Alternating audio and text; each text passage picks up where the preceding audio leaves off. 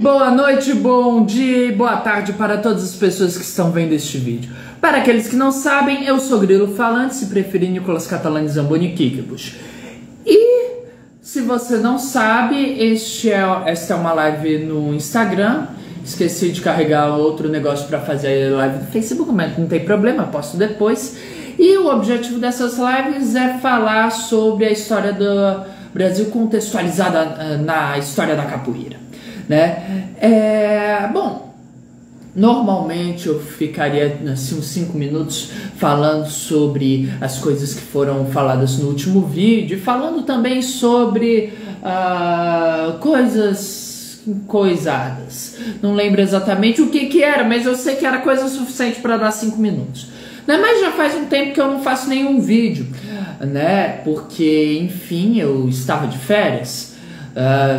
E aí eu estava lá em Fortaleza, na casa dos meus pais, junto com meus 3 irmãos e os cachorros, que são em quantidade de 4, 2 gatos. Então, enfim, é um lugar que sossego não é uma coisa que existe, né? Então não dava para fazer vídeos, né? Então, enfim, eu sei que eu só voltaria em março, né? Então, no vídeo de hoje, já que faz um bom tempo que eu não faço vídeo nenhum, eu vou pegar e vou falar sobre os últimos assuntos que foram tratados, né? Vou fazer uma grande, enorme recapitulação, afinal de contas, isso aqui já deve ser o quê? O quinto ano que eu tô fazendo isso aqui, né? Então, não tem muita coisa para falar, né? Especialmente os temas sobre o ano passado, que foram assim tudo muito bem intercalado, muito bem encaixados, porque afinal de contas foram roteirizados magnificamente por minha pessoa, que é obviamente magnífica, né? E quando eu digo roteirizados, eu quero dizer que isso simplesmente que eu fiz um mapa mental e decidiu com qualquer ordem de cada coisa, né? Com qualquer vídeo que você for ver meu, né, obviamente não tem roteiro nenhum muito claro. Então, gente, já que já tem gente entrando e faltam 2 minutos aqui ainda para eu enrolar, né, eu vou começar a falar mesmo, né, aquilo, se 1 minuto a mais, 1 minuto a menos não faz diferença, 2 minutos a mais, 2 minutos a menos também não fazem diferença. Oi, eu não sei exatamente quem é HPzinho 274, mas oi pra você também, imagino que deve ser da escola, né? E aí falando nisso, né, é aquilo, na vida infelizmente a gente é obrigado a trabalhar, né? E apesar de gostar de dar aula, né, ser uma coisa muito divertida, né, isso me forçou as minhas férias acabarem um mês mais cedo, quase 2 meses mais cedo, né? Então, os vídeos que eu faria... bom, oi, editor. Né? Então, assim, eu iria voltar a fazer esses vídeos somente em março. Somente em março. Março parecia um mês bom pra mim, né? Mas aí é aquilo, né? Diria alguém do candomblé que Exu matou o pássaro ontem com a pedra que só atirou hoje, né? Mas pra evitar a encheção de saco, afinal de contas as pessoas têm uma ideia muito errada de quem Exu é, né? E se você é uma dessas pessoas que só acham que Exu né? Exu, ele é muitas coisas, e assim, ele é o princípio do movimento. Exu é o próprio movimento, né? O princípio da imprevisibilidade. E Exu também, ele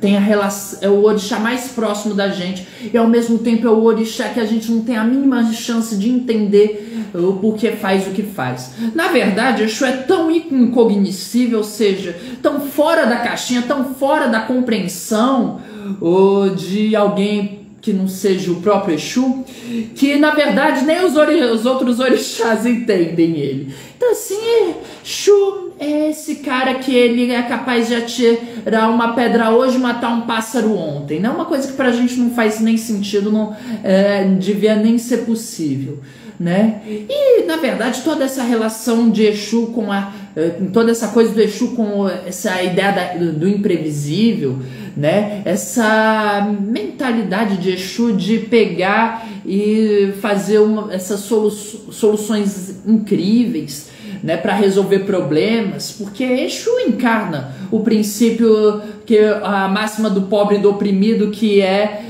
não ganha com a força, ganha com a inteligência, né? Então assim, essa coisa caótica de Exu, essa coisa que Exu também tem de construir destruindo, que não faz muito sentido pra gente, mas faz todo sentido pra ele, né? Tudo isso juntando com a parte da sexualidade, porque enfim, Exu é ligado ao corpo, ao mundo terreno, né? E juntando com o fato de que, bom, nada é feito sem Exu. E aí isso é uma coisa incrível e que deixa os positivistas de cabelo em pé, né, sem saber o que fazer, e aí eles pegam, varrem para debaixo do pano, né, que é a ideia de que a epistemologia de povos não europeus, ou seja, a forma de enxergar o mundo, a forma de construir o conhecimento por parte de povos não europeus, é uma forma que é válida, que dá certo e que explica a realidade muito bem, né?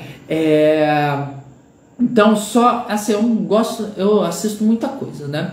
Geralmente de história, de linguagem, mas por algum motivo às vezes eu acabo indo parar em algum vídeo falando de física, porque eu gosto dessas coisas, de entender o funcionamento das coisas, né? E aí, só que assim, o conhecimento de física é o conhecimento de qualquer um que fez o ensino médio, né? Não tenho muita base para entender, mas eu sei que teve alguém que fez um vídeo uma vez, né, num canal de ciência, falando, brincando com a hipótese de que se alguma parte do universo congelasse no tempo, né? Ou seja, ficasse em inércia, ficasse sem movimento. E a conclusão do cara é que se isso acontecesse, se o tempo parasse, seja no universo todo, ou seja, em uma parte do universo, essa parte deixaria de existir, porque o universo como nós compreendemos não funciona sem movimento, não funciona sem o tempo, né? Então assim, e aí isso aí é uma coisa muito interessante da gente pensar quando a gente fala da cosmologia urubá, porque sem Exu nada funciona, sem o movimento nada vai para frente, nada ocorre, né? Então, enfim, isso é uma coisa que deixa qualquer pessoa assim bem positivista, qualquer pessoa que desconsidera outras formas de construir o conhecimento, muito incomodada, né? E aí, mas é aquilo, como eu disse, assim, é claro, isso tudo eu tô falando por quê? Porque dentro da cosmologia urubá nada funciona sem Exu, porque nada funciona sem o movimento de fato, né? Então é claro que ele foi o alvo de todo o racismo, de toda a carga de intolerância religiosa que podia ser depositada, e por isso as pessoas comparam Exu ao diabo, inclusive em certos locais, quando vai falar que vai expulsar demônio, fala que vai expulsar o Exu, vai expulsar a pombagira, né? Então assim, gente, mas para evitar esse tipo de incômodo, vamos pegar uma coisa assim mais católica, mais até evangélica, né? Afinal de contas, esse povo gosta quando fala deles, né? Então vamos lá, quando Deus fecha uma porta, ele abre uma janela, e quando o homem planeja, Deus ri. Então eu acho melhor deixar também isso para lá, porque eu acho que o Deus cristão anda se aconselhando com Exu, né? Então deixa eu ver como é que eu posso explicar minha situação aqui, de começar um mês antes do que eu queria, né? Já sei, já que eu sou capoeira, vamos lá com a sabedoria da capoeira, né? A vida é como a capoeira, e a capoeira é uma caixinha de surpresas, né? Então, gente, o que acontece? Eu fui contratado, né, e tive que voltar aqui para São Raimundo, de Fortaleza, né? Foi umas 3 semanas para eu começar a funcionar direito, porque, enfim, aquilo tem que acordar cedo. Não sei porque que as pessoas não gostam disso de acordar cedo. Eu acho que as coisas podiam todas acontecer entre o meio-dia e a meia-noite, porque aí dá certo, gente. Aí tava bom, mas não é o caso, né? Então, enfim. Então, levei umas 3 semanas para voltar a funcionar, né? Tô recomeçando aqui a fazer os vídeos. E eu tava ouvindo um dia desses uma música do Mestre Barrão, né? Maravilhosa. E pensei, isso aqui resume basicamente tudo que foi falado ao longo de 5 anos, né? O que pode até levar a um questionamento sobre minha capacidade de síntese. Mas decidi trazer ela, porque enfim, essa música é divertida demais. Essa música é muito legal e dá pra pensar muita coisa. Além de, claro, o que eu mais gosto de tudo é criticar muita coisa, né? Então vamos lá. Vamos ver se você vai. Tá me ensaiando aqui um pouquinho antes, mas vamos ver se agora vai.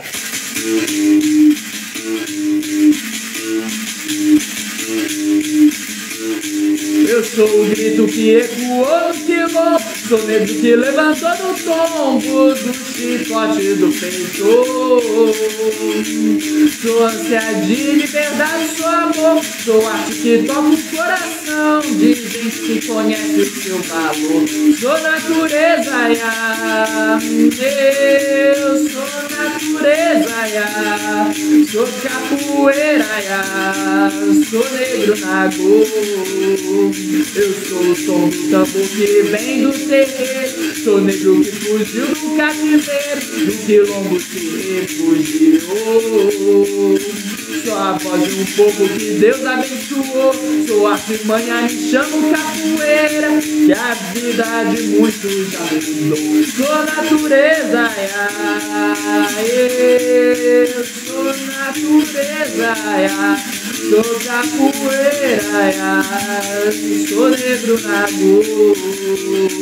Eu sou armada, sou meia-lua e rasteira, sou arte que atravessou fronteira e pelo mundo se espalhou. Defendi o Brasil na guerra do Paraguai e da guerra dos holandeses, história que ficou pra trás. Sou natureza,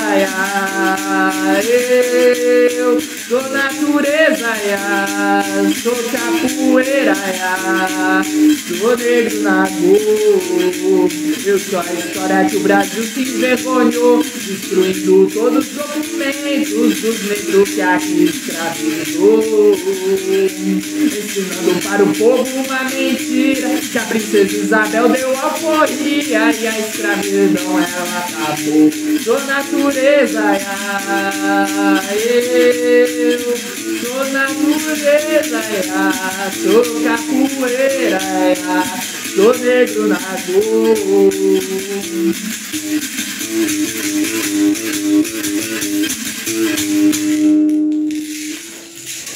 Gente, essa música aqui, ela é muito legal, né? Porque ela não só fala... Porque ela não é só toda a poesia que o mestre Barran tem para dar e muito mais, né?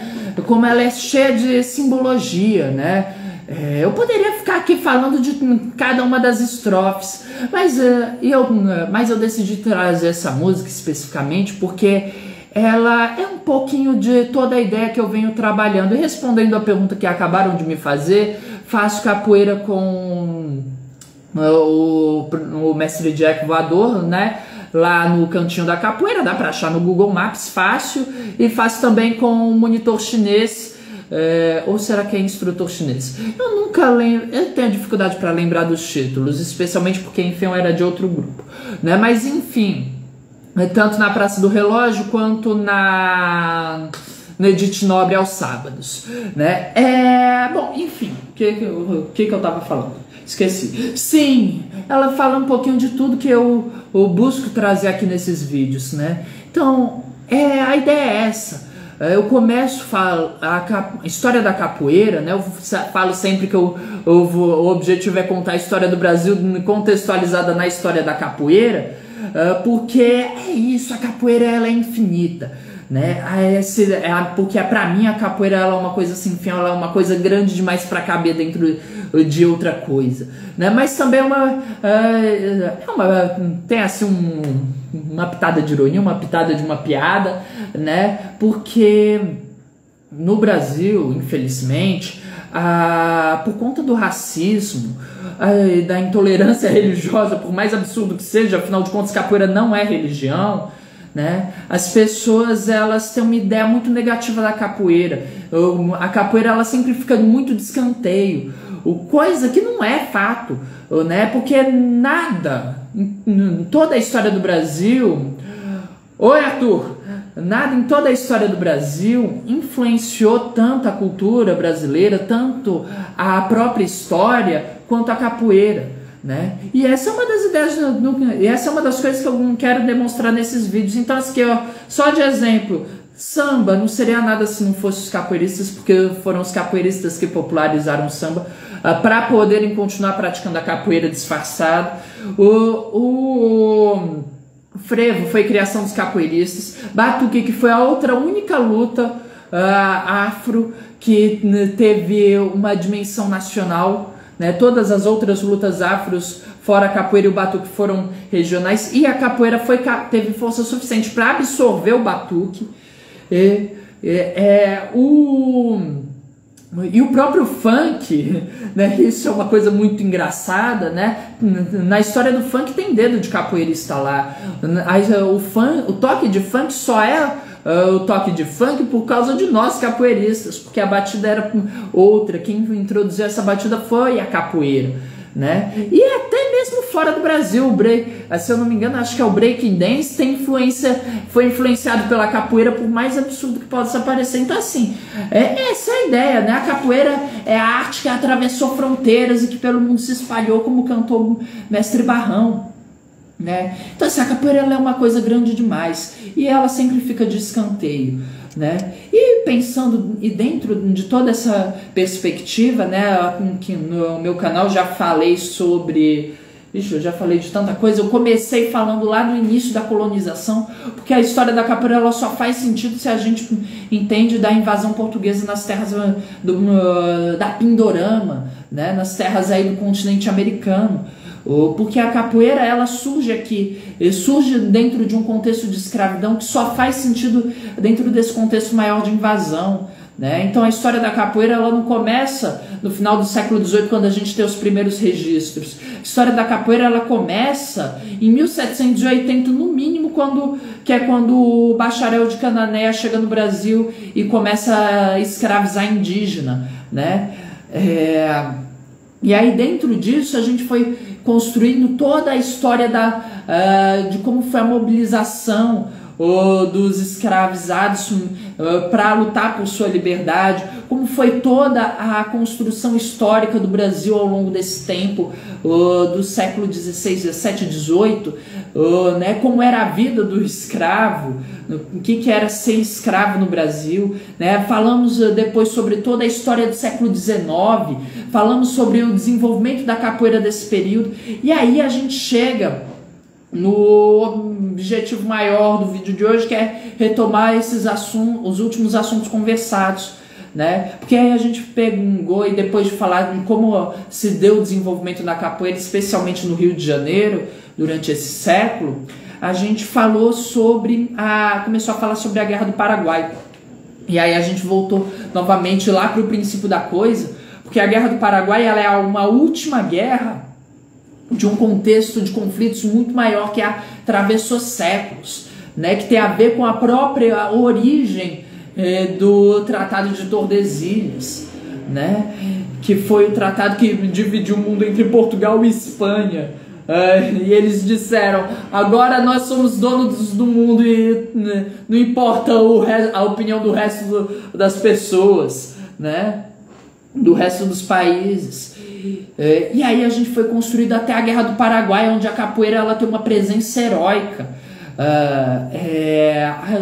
E aí a Guerra do Paraguai é recheada de história de capoeirista, capoeiristas incríveis que chegaram a lutar sem armas, porque a munição acabou, eles saíram correndo das trincheiras e foram meter o cacete nos paraguaios.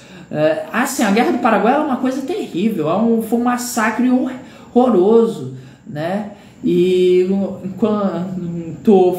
quando falamos de história do Brasil, falar sobre a Guerra do Paraguai, a gente pôr a mão na consciência, saber o crime que nós brasileiros cometemos. Mas falando da história da capoeira, falando da história do povo negro, aí já é outra história, porque esse momento foi essencial na luta pela abolição. Porque é a partir desse momento em que o negro, em que mudou tudo, né? Porque o negro agora era herói nacional, não era mais um criminoso, não era mais um elemento indesejado. Então assim, e aí depois da Guerra do Paraguai a gente começou a falar sobre a luta abolicionista.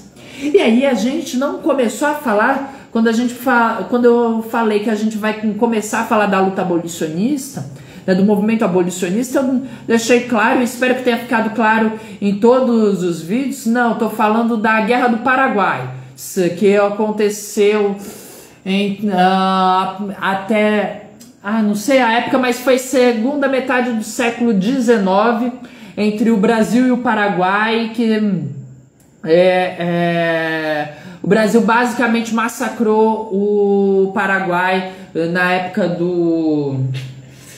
Vixe, me fugiu o nome, mas é do Lopes, né? Na época em que o Lopes governava o Paraguai, por conta de umas... Aí é uma questão política muito gigante, né? Mas enfim, como eu disse, como eu deixei claro quando eu falei que eu ia começar a falar da abolição, no primeiro vídeo que eu falei isso, como eu deixei claro, a gente falou sobre a abolição da escravidão desde o primeiro vídeo, porque luta contra a escravidão existe desde que a primeira pessoa foi escravizada no Brasil.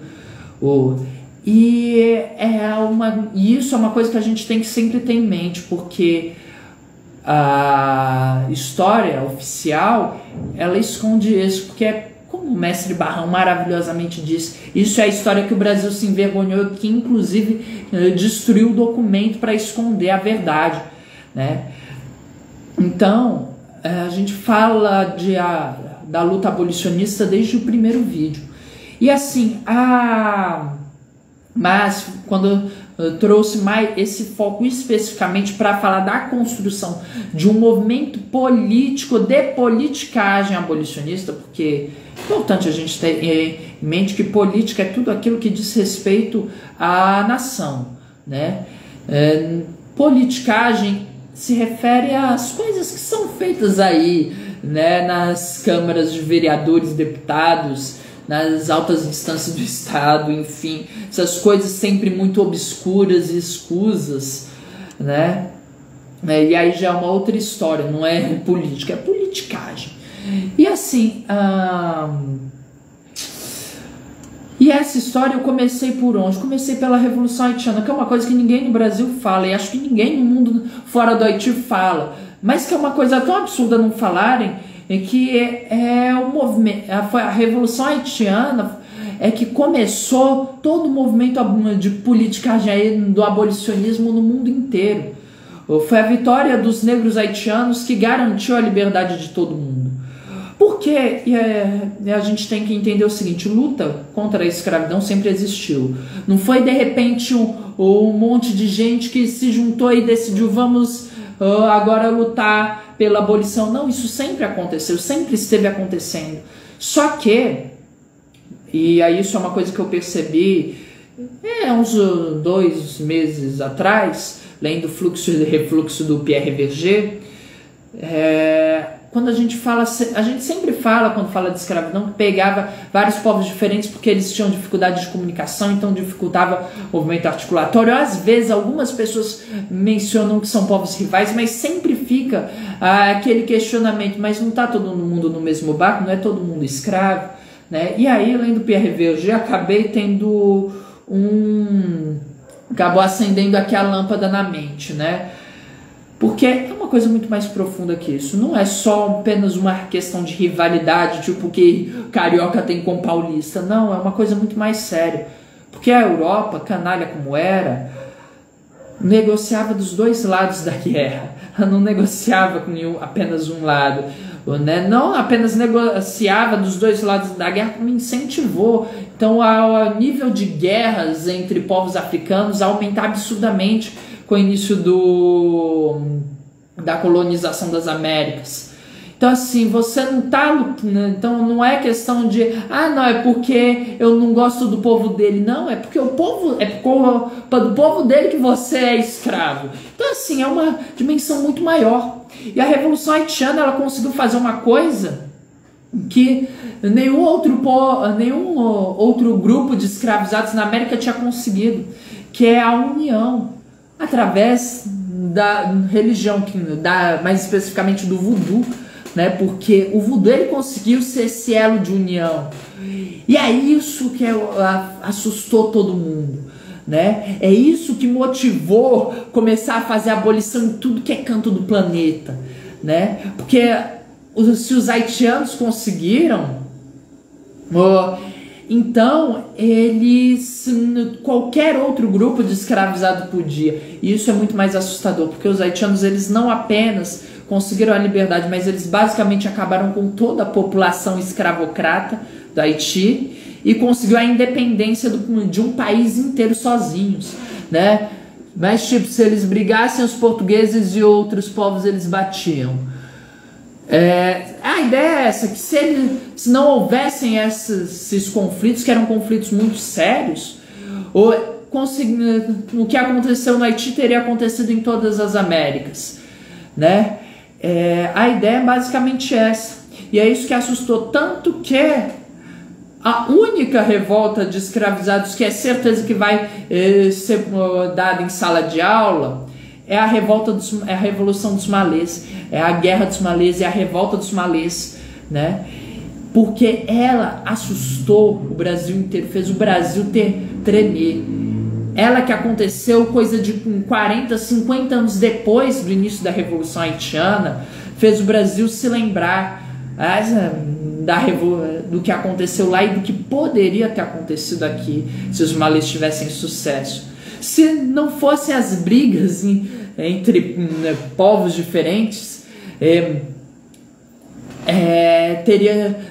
ela não teria sido delatada e, bom, sabe-se lá o que teria acontecido. Fato é que a população branca de Salvador iria ter morrido às dezenas, se não às centenas, ou talvez até milhares, né? Então, assim, por isso que ela assustou. Porque, e aí é que está o detalhe, e isso é uma coisa que é interessante de se pensar quando a gente fala da revolta dos malês. A gente sempre fala no revolta do contexto das revoltas regenciais. De certa forma, não sei se isso é proposital ou não, mas isso mascara a realidade, que isso aí faz parte de um grande ciclo de revoltas de escravizados que iniciou muito antes de 1835, que estava lá ocorrendo durante todo o século XIX, né? Se você vai ver o histórico das revoltas de escravizados na Bahia, e isso é uma coisa que o Clóvis Moura aponta, então não é assim uma coisa que está sendo entendida agora, não. O Clóvis Moura, desde o início do século, desde a primeira metade do século passado, se não início da segunda metade, já dizia isso, a Revolução Haitiana fundamental para entender a história do Brasil e a história do mundo.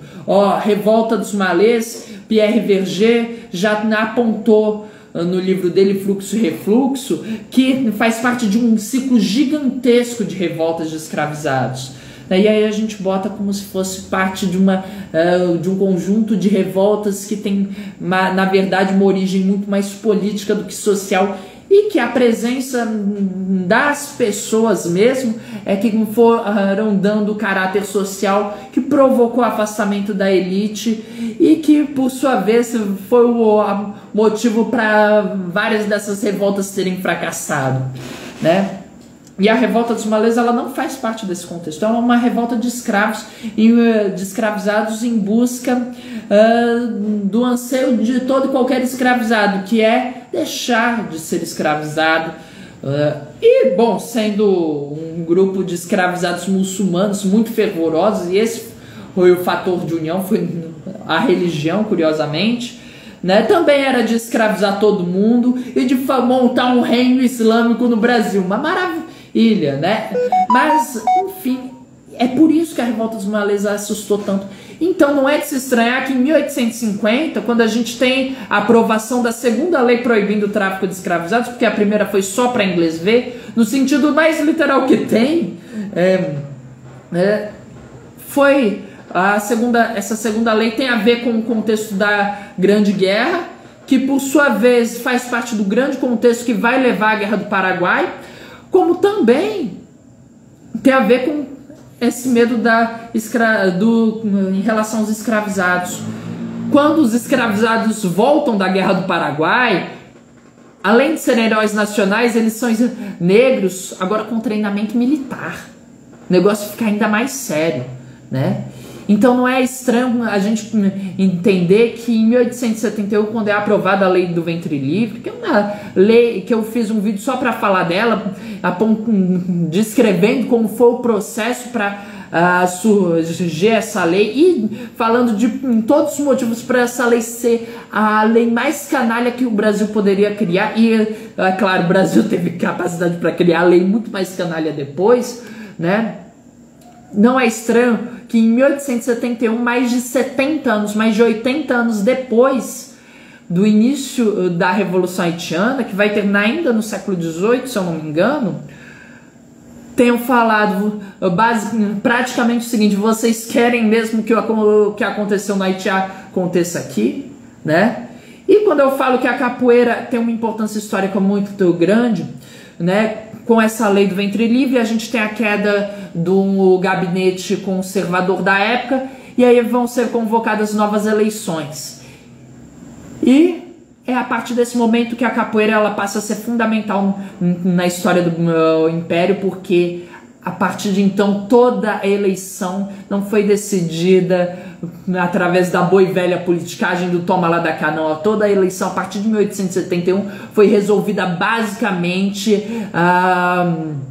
na ponta do pé e no fio da navalha, porque os partidos, o primeiro Partido Conservador, por intermédio do Duque Estrada Teixeira, que é uma peça fundamental da história do Partido Conservador e que era capoeirista, eles fizeram a articulação com a Malta da Glória, que passou a se chamar de Malta Flor da Gente, e a partir de então a gente tem todo o início da formatação das Maltas Guaiamu e Nagoa, que vão passar a decidir as eleições do Império. E todos os partidos da época vão passar a se aliarem a capoeiristas para garantir vitória na eleição.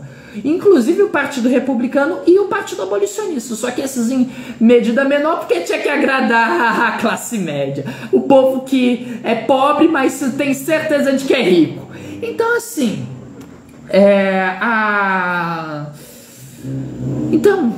aí tá aí demonstrado a importância que a capoeira vai ter, e ela já era importante antes. Haja vista que a capoeira, os capoeiras do Rio de Janeiro combateram a rebelião de soldados estrangeiros em 1820 qualquer coisa, né? Então assim, essa coisa de transformar capoeiras em braço armado, uma coisa que já é anterior, e o Carlos Eugênio, na tese dele maravilhosa, demonstra muito bem. Enfim, e depois disso a gente falou sobre a Lei dos Sexagenários, e na Lei dos Sexagenários novamente a Revolução Haitiana é mencionada, e a Lei dos Sexagenários acho que foi aprovada em 1884, mais de 90 anos depois. O povo ainda lembrava da Revolução Haitiana, ainda tremia que nem vara verde só de pensar no Haiti, né? Então assim, e aí é isso mesmo. Eu sou a história que o Brasil se envergonhou, destruindo todos os documentos dos negros que aqui o escravizou, ensinando para o povo uma mentira, que a princesa Isabel deu alforria e a escravidão ela acabou. Então, gente, por hoje vou ficar por aqui, né? Não vou mentir, eu não lembro exatamente em que ponto que eu parei, mas do ponto que eu parei eu vou continuar, né? E para quem tiver interesse de saber em maiores detalhes e minúcias toda essa história, que é uma história gigantesca, e é gigantesca mesmo, cheia de meandros, enfim, e cheia de canalice. E o ponto fundamental de entender a história do Brasil são as canalices cometidas nessa época. Porque se você acha que a lei de sexagenários era canalha, era uma lei assim imunda, simplesmente porque a chance de um escravo chegar aos 60 anos era praticamente zero, você não tá sabendo de nada. Essa lei era muito pior. Então assim, gente, por hoje é só. Próxima semana a gente continua, a gente vai falar de alguma coisa, não lembro bem exatamente o que. Agradeço a todo mundo que curte, compartilhar. Agradeço também a todo mundo que for lá dar visualização no meu canal Papo com Grilo. Agradeço a todo mundo que não é inscrito se inscrever. E por hoje é só.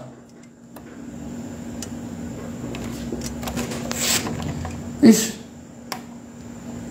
Aqui, pronto.